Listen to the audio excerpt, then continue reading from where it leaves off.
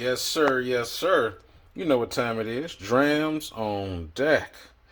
Today, I think we're going to do a little Irish. Feeling a little Irish. You got two big beasts right there, the red breast Middleton, but we ain't doing that today. No, no, no, no. Today, we're going to worry about you. The Powers John Lang Irish whiskey. Yes, it is. Yes, it is.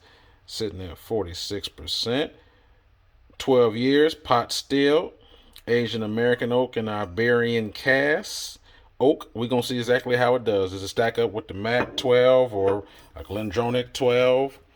You know what I'm saying? Does it stack up with the Glenaddick 12? We're going to find out. We're going to get down to what it is. Powers John Lane, Irish whiskey. Let's go. What's up, baby? We back at it again. Another hot review for you.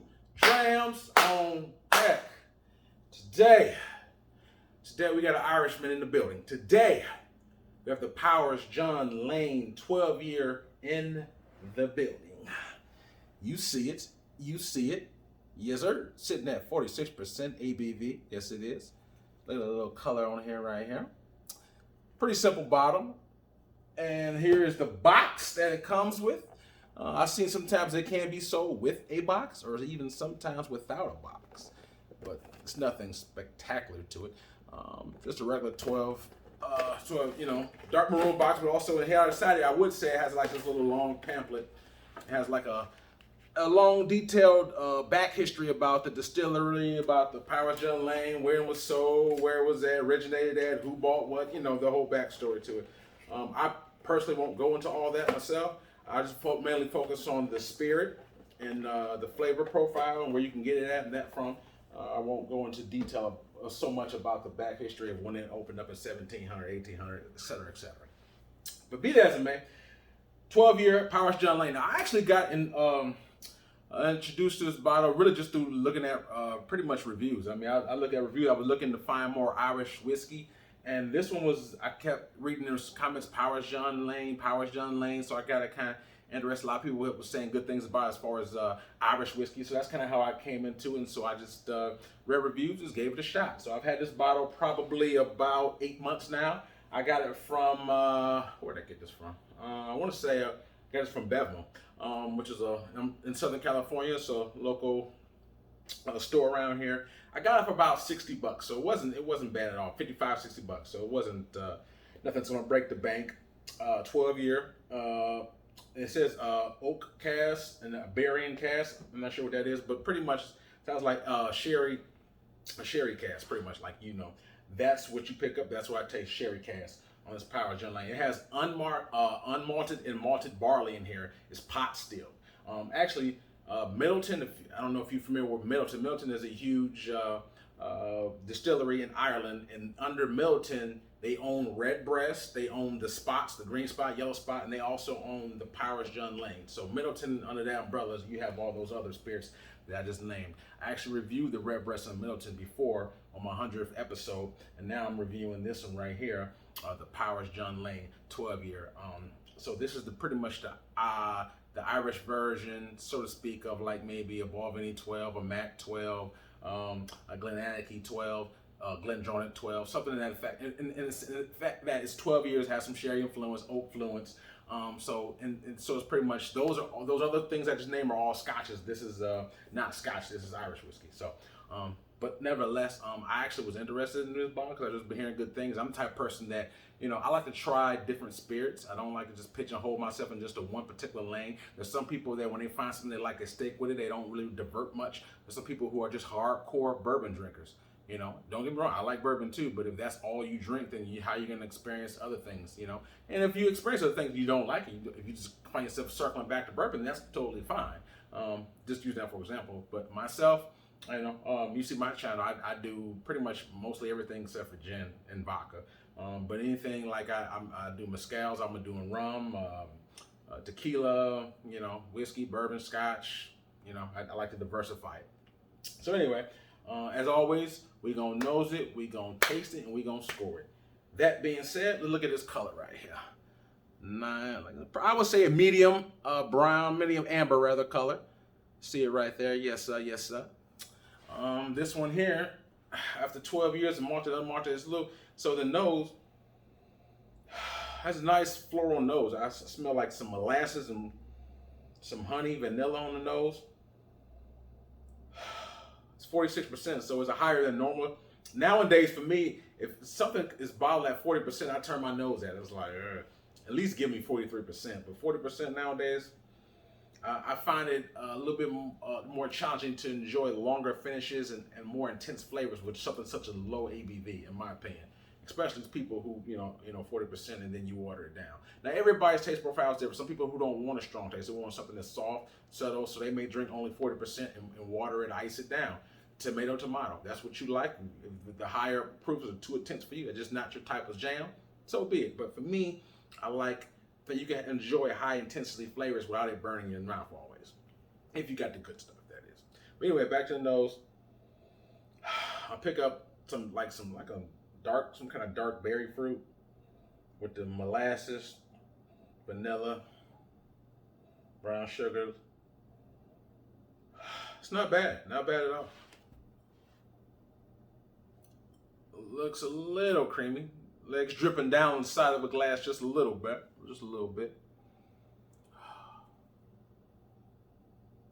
Let's go Palate. Let's see what we got. Cheers.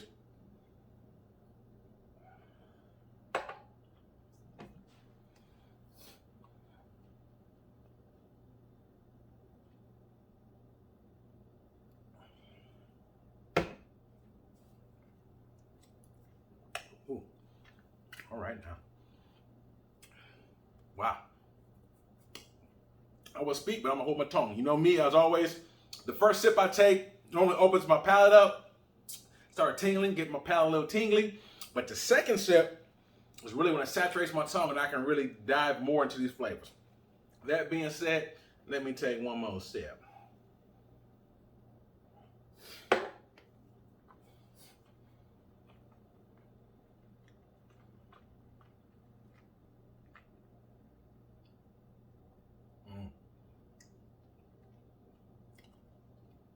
Don't call it a comeback. Don't call it a comeback. I explain that statement right now. When I first got this bottle 8 months ago, I wasn't a huge fan of it. For some reason, there are certain bottles that when I pop it open, it don't do it for me. You know what I'm saying? And I specifically remember the first bottle that happened to me was the Redbreast, which is another Irish whiskey. It was the Redbreast Lugger style. It was the Redbreast Sherry. Remember when I reviewed that as well. When I opened it up, I was like, I'm not feeling it. And I kid you not, maybe about 3-4 pours in, once I got past the neck pour, that thing really opened up, and that was like, wow, where did you come from? You know what I'm saying? The evolution of the bottle, it got more oxidized. It just really got better. Same way with this. I don't know what it is about them Irish sherry whiskeys, but when I first, this one, like same way with the as I felt about this Power John, I felt when I first opened up that Redbreast Lugger style. I'll probably check on the name, but anyway, it didn't really do for me. It just felt unbalanced. It seemed like a little bit, I ain't gonna say a burn, but maybe like a slightly more bitterness, a little bit more rough around the edges. It just didn't seem very balanced to me. You know, it did. I would say that the notes I'm picking up now, I didn't pick up when I first opened the bottle, but a lot of times that's what I say. That's why I like to wait until I give my bottle time to open up, because sometimes if you review a bottle, sometimes all bottles aren't like that. So some bottles you open up, they're good to go right off the bat. You don't have that issue. But at certain times, you open certain bottles, there may be a little unbalanced and needs a little time to develop. That being said, I like to be fair and give my bottles time to open up before I review it, before I put my stamp and say, yes, I don't like it, or whatever the case may be. So had I reviewed this when I first opened up, you would have got a little bit different reaction out of me. But that being said, getting back to it, this is really good, bro. Like I said, it came back. Like I said, the first couple drams, I was like, it's nothing special. I was thinking to myself, I'm glad I only paid $55, $60 for it instead of like $120. And then, like I said, but once I got past here, man, it started really developing. I'm like, whoa, where you come from? So when I'm picking up, similar to the nose, pick up some brown sugar, some honey, vanilla, and it has like the rich sherry notes in here, and it's like real spicy. Like once cinnamon, nutmeg. It is very nice. It's packed full of flavor. It really is. Like, I'm not saying it's a sherry bomb, but it's pretty damn close to a sherry bomb, I would say. I mean, it's packed full of sherry flavor. I mean, sweet, like a lot of sweet, like I said, spice notes. I should say the spice notes is this cinnamon, nutmeg, just rich sherry, vanilla, honey, molasses. It's good, yo. It really is. I'm gonna take. Well, actually, I'm gonna add a little bit of water to it just to see if it opens up anymore. But I'm gonna be honest with you. I think this is a very good bargain. And as I said, does it compare to like the Glenaddicky or the Glendronach 12, Mac 12? In my opinion, it does, because I think it's relatively priced like those spirits is, and it can hold its own. Even though it's Irish, it's not Scotch. It can hold its own. This is a nice, rich, like I said, well balanced spirit, and it's 46%. So it's not like it's 43 or entry level 40. It has a little bit more oomph to it. And if you have this bottle before, I would suggest maybe give it a little, a little time to open up, let it oxidize. You know what I'm saying? Like the same way with, like say with the other Irish whiskey I had. It just, when I first opened up, I wasn't wild, and now I'm pretty much, I'm pretty close to being wild. But it's a good solid 12 year, and it's not super expensive. The only thing you may have is, depending upon your area, you may not be able to find this, because I have not seen Powers John Lane at every single store. Like you always see a Balvenie 12, you usually always see a Mac 12, but you won't always see this. You usually will see a Redbreast 12. You'll see a Redbreast more than you will see his brother company, which is the Powers John Lane. So you catch a Redbreast 12 on a shelf quicker than you will Powers John Lane. So if you do see it and it's available, kudos to you. Or you can probably order it online. I know you can. It shouldn't break the bank, like I said. But anyway, let me take one last sip with the water and see if it's enhanced in any way. I would say it's not just the water, but I would think the time as I let it sit here more, I talk to you more, I'm getting more of that molasses and wine note on here, on the nose. Very nice, pleasant nose. And so it's not, overly like powerful or anything like that. Let's take one last sip and see if this water enhanced it.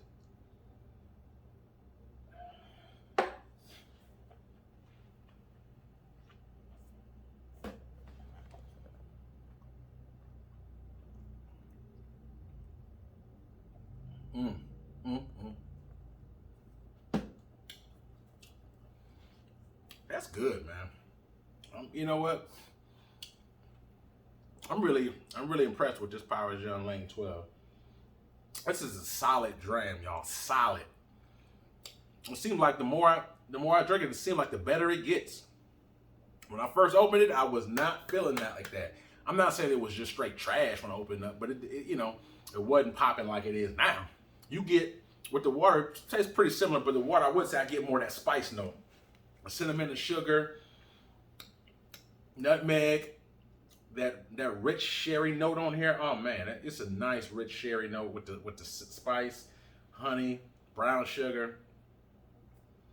It's in there. It's in there. And like I said, it doesn't break the bank. It's about $55 or $60. So, to scoring wise, what I scored is 1 out of 10, 10 being the best for me. Man.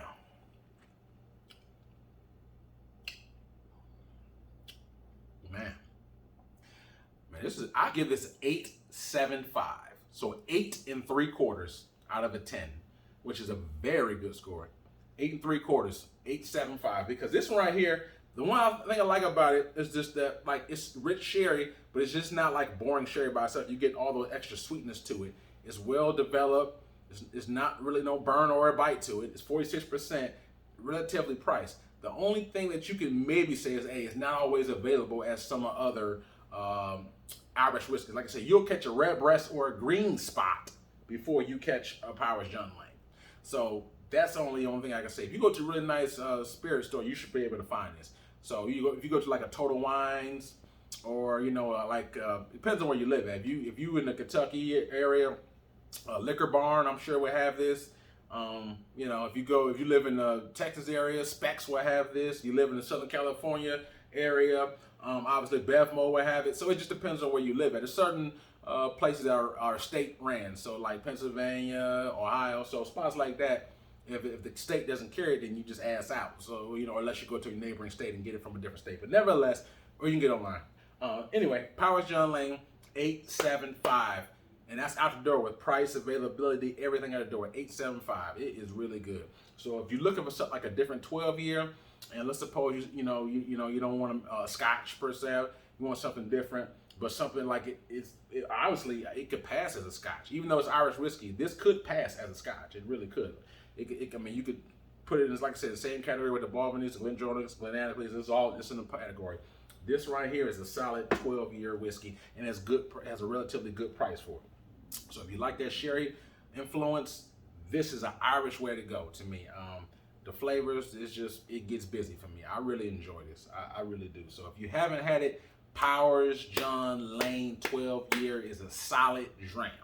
So if you're a fan of a Mac 12, you're a fan of a Balvenie 12, you're a fan of a Glendronach 12, and you want something different than those, this one right here would definitely fit the bill. Trust me on this one. If you like those spirits and that's your flavor profile, you need to check this out. If you haven't already, check this one out. That's a solid one right there. Like I said, it's not super expensive. So it's like I said, $55. So you should be able to get it. That's the same price you're gonna pay for those and the other contemporary Scotch 12 years.